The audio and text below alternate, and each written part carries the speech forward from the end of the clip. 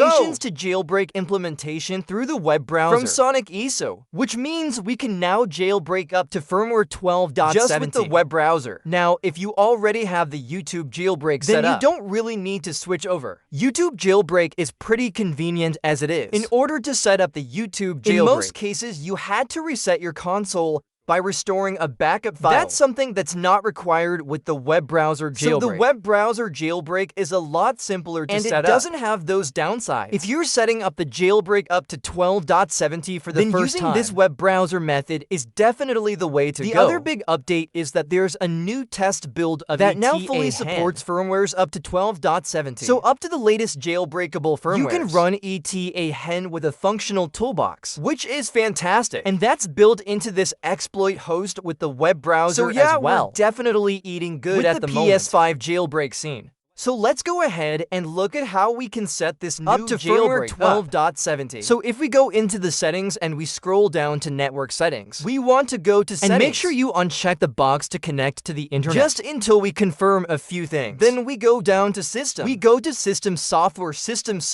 update, and we make sure both of these boxes are not checked. And then we go back and go to console information and check your system software version. So you can see I am on firmware 12.70. That's the highest firmware version. That is jailbreakable with this web browser-based jailbreak. Now, obviously, you could jailbreak from 9.0 to 12.0. Previous WebKit jailbreak that I've covered over the past week. And that one jailbreaks within a few seconds. But from firmware 12.0 to up to 12.70, you can now use patience to jailbreak, which we previously had to use the YouTube jailbreak to run. Now we can run it through the web browser here. So firmwares from 12.0 to 12.70 can now jailbreak here with the web browser. Those are the new firmwares that are now supported. But you can, of course, also jailbreak now from 9.0 all the way up to 12.70. That's all of the firmwares that are supported by the web browser-based jailbreak. So now we can back out into the settings page and then go to network settings. Connect to the internet setup and internet connection. Connect to your normal network. And then press options on your registered network. And go to advanced settings. And then from here, we're gonna go to DNS Swap settings. It from automatic to manual. And then set the primary DNS to one of the DNS addresses. This is the one I like to use, which is 45.56.67.85. This is Earth Onion's DNS server. You can enter that, click OK. Get it connected up to the network. And then once you are connected to the internet, it will say, can't connect to the internet because it's blocking Sony servers. But you are connected to the internet. When it says that, then you can go up to the user guide page here, and it should load you up into the user guide. You may have a security certificate that you have to accept, but when you accept that, it will take you over here, and you can run the jailbreak by selecting P to JB. Again, this website may change over time. There will be a jailbreak option that you can use to jailbreak the console with. The other DNS address you can use is 60.10.10.3.8.117. So this is the other DNS server. So it will take you over to this website where you have a URL and you can basically just access the website from here. Then enter the URL http://sonicISO1.github.io/p2jb. If you enter it exactly like that, it should take you over to the site here. And again, you can run the jailbreak from here. So that is the general setup. Now, if you're not able to access these pages, you can try logging out and logging back into your profile. And then go back to the user guide and it should load. If it's still not loading, or it's just taking you to the normal user guide page, it could be because your internet service provider or is overriding the custom DNS address, which certain ISPs in various countries do. If that is the case, then there are workarounds that you can use instead. But what you can do if you are running into that issue, if I switch over to my computer, you can download this PS exploit host application from Sonic ISO. I'll leave a link to it in the video description. You basically run this application, and then once it is loaded, you can effectively just go to the user guide page.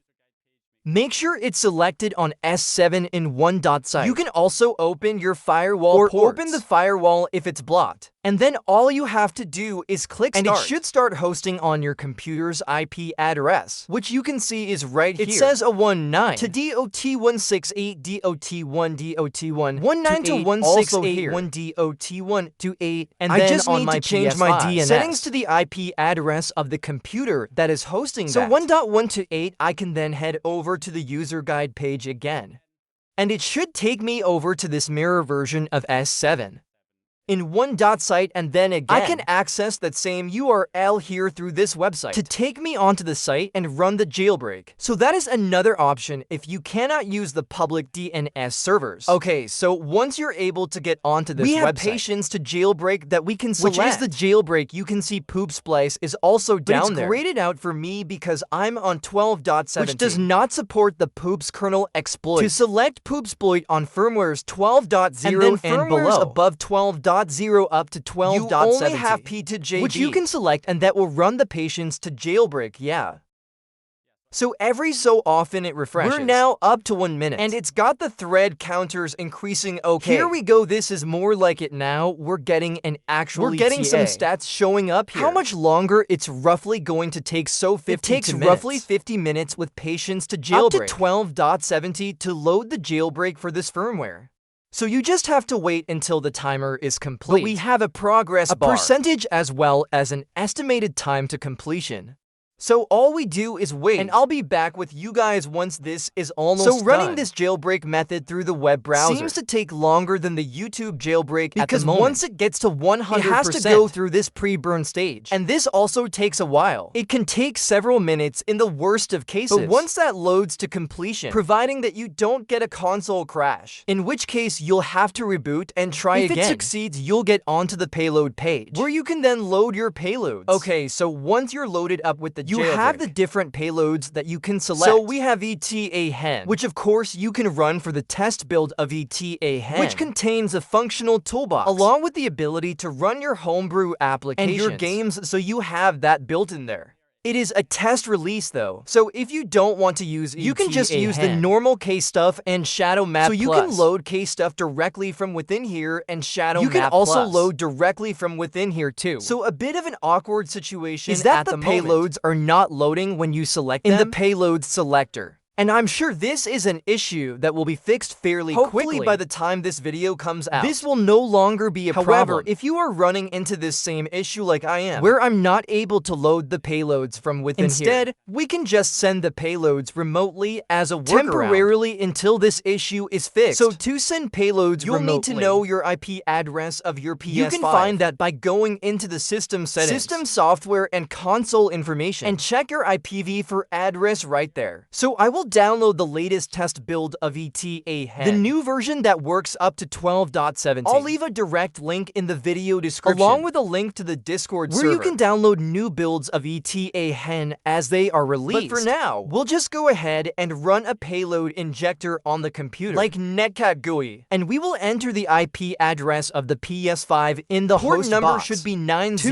We can drag and drop the etaHEN payload inside, and then you can do this with any other payloads that you want to load, just until this issue is resolved and we can send it. And we get the payloads running on the console. We get etaHEN starting up. Now, for some reason, when I load etaHEN for the first time, and I've seen other people report this, where the toolbox fails to load. The first time you try to load it, as you can see here, you get this issue.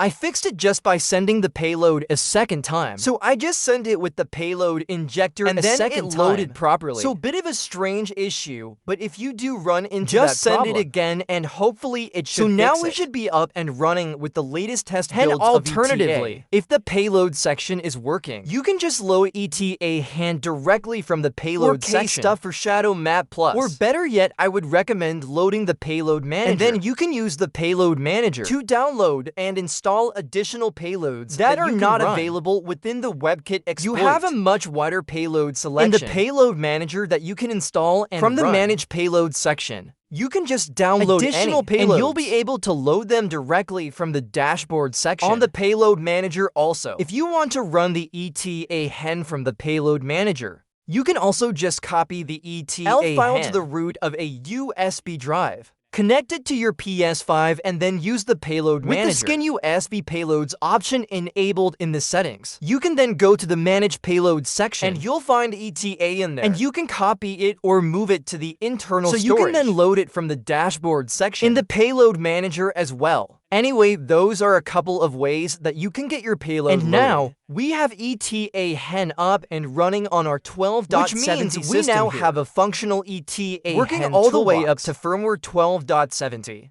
It also has case stuff built in. It gets loaded when you load etaHEN, so you're able to run your PS4 and PS5, game backups, and homebrew applications. You can see we have the fully functional toolbox here. It's got things like a package installer, a plug-in system, the ability to install and load cheats for your games, remote play options, services like FTP, and also controller shortcuts, and many other useful features that are built into this toolbox. And you also have the ability to install the Homebrew Store, which you can select, and that will automatically download the Homebrew Store, which you can now access with etaHEN, which lets you install and run other Homebrew applications. And I would recommend immediately installing items from the Homebrew Store, as that is another companion application for etaHEN. And once you have that installed, you will then be able to load items flow. And you can use this to launch your PlayStation and PlayStation backups, which is pretty nice. And it has a ton of other useful features built in. And last but not least, to make it easier to access the jailbreak without having to go through the user guide every single time, you can instead simply install a web browser shortcut